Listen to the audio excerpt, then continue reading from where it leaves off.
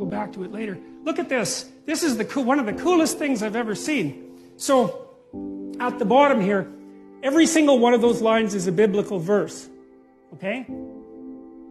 Now, the length of the line is proportionate to how many times that verse is referred to in some way by some other verse. So you say, well, this is the first hyperlinked book. Right? I'm dead serious about that.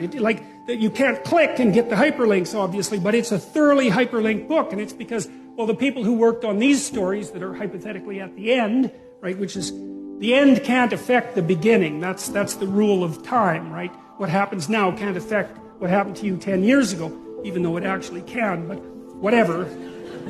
Well, you reinterpret things, right, and then they're not the same, but whatever, we won't get into that. But technically speaking, the present cannot affect the past, but if we're looking at a piece of literature, that's not right, because when you write the end, you know what was at the beginning, and when you write the beginning, or edit it, you know what's at the end.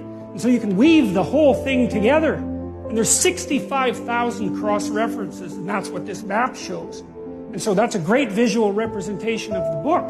And then you can see, well, why is it deep? Why is the book deep? Well, just imagine how many pathways you could take through that, right? I mean, you just journey through that forever. You'd never, ever get to the end of it.